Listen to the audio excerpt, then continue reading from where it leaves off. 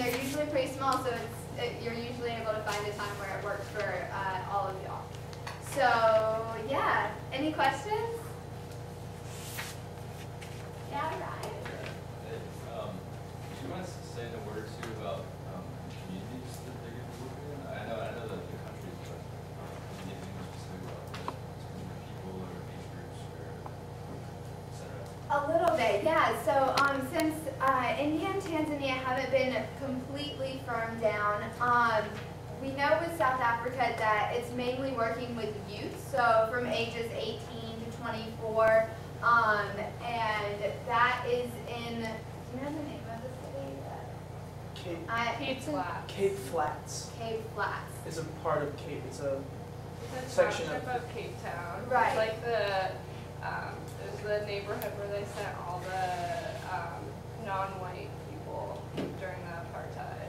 It's like, so it's very separate from Cape Town and very left out economically.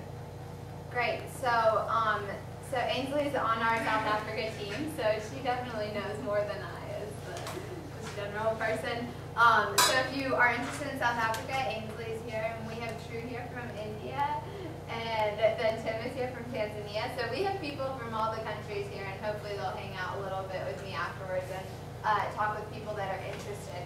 So, and then if you just want to participate in a general task team, that we're open to that as well. So really, if you're interested in anything, getting more involved with CMI on a very practical, hands-on basis, we would love for you to join our committee. Any more questions? Comments? All right, so now I'm going to tell you just very briefly about an opportunity that Finca has internationally, and Lauren's going to talk after about an opportunity that Finca International has domestically. So have y'all heard of Finca International before? John Hatch, a little bit, maybe. Well, it stands for Foundation for International Community Assistance. And they've been around for a while. They started out in Bolivia, if I'm thinking correctly. And then now they have offices in Africa and Asia and Eastern Europe. And yeah, they're a great organization. And what I did for them was what our first task team for CMI is doing this coming summer, and what we did in Peru as well. So what I did, with a team of 3 other people, 4 including me, we had a 5-week fellowship in Guatemala, and I personally interviewed 115 clients. Of the 400 we took, that was our sample size. So I went and interviewed. I had a questionnaire of like 115 questions, and it would take around 30 to 45 minutes depending on their answers. And I would ask them about their lives. I would ask them why they chose a loan, what their business was, what their family was like, what kind of education they had, what kind of education their children had, how many children they had, what their housing was like, all sorts of questions. It was a good conversation. Then from those, we would take all those data points, so we had it all categorized. So if they had 3 years of education, I would type in a little 3 into my Palm Pilot, and it would all go into an Excel spreadsheet. And then from those data points, we would run the whole Excel stuff and make some graphs and charts and see what it looked like. And I personally, if you want to talk to me more about this, I personally did the social assets section of the report, so looking at education, gender disparities between, mainly between the children, because all of the clients that I interviewed were female. And then also looking at things like health and housing and all that sort of stuff. So really interesting. I can send you the report if you want. It's really cool. But not from all my doing. I had amazing teammates as well. So that's what it was like. I just wanted to give y'all a couple ideas of what it's like interning in the field, specifically what it's like surveying clients. Things that I loved, it's amazing to be with a client in their home and to see what their life is like, and always an interesting experience. and also how microfinance works on the ground. So what it's like, what a loan officer does, what her day-to-day lifestyle is like, and his or her, and then also what life is like at the country headquarters. So these MFIs are big and grand and have these great DC offices, but then they also have these amazing headquarters in the country. So it was interesting to look at who's running the MFI from Guatemala. So getting to know them a little bit and recognizing how they have a different perception of reality than the DC headquarters was an interesting contrast, which Lauren will give you a little bit about afterwards, how it is working in the DC office.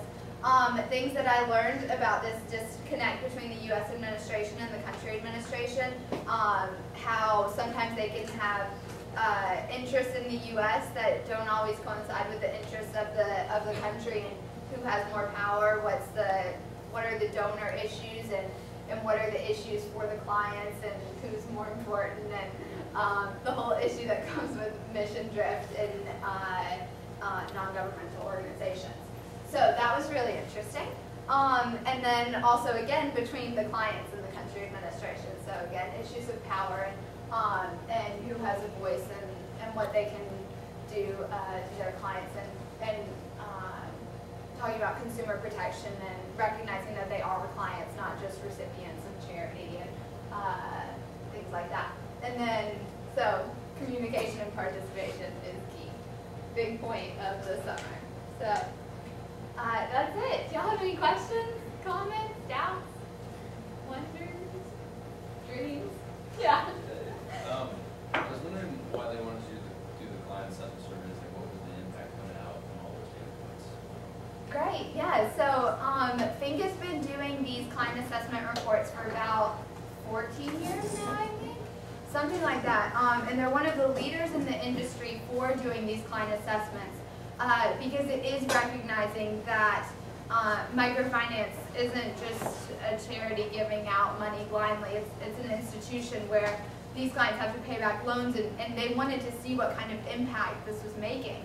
So they sent us out into the field to look at new and old clients. So we define new, I think, by on their first loan cycle from 12 months or less, and then old clients was everyone who had one or more cycles. And so what we did was all of our comparisons were based off of that. So we did this all in one summer, but we were comparing the new and the old clients. So you could see for example, with the housing, you could see that new clients had lower housing. Let's say they're try not to be too political, but their standard of living was maybe a little lower than the older clients. So we could infer from that microfinance improves their standard of living. So when we brought this back to the headquarters in the country, then we were able to show them that yes, they are making an impact. And then also through these interviews, we had a part at the end that would ask them whether they were going to continue lending with this organization, and some of them said no. And we would ask them why they don't want to continue lending with the organization. And so then you get a whole bunch of reasons. And it's really helpful for the MFI to know where they're missing something. And so, for example, they were lending to an agricultural community.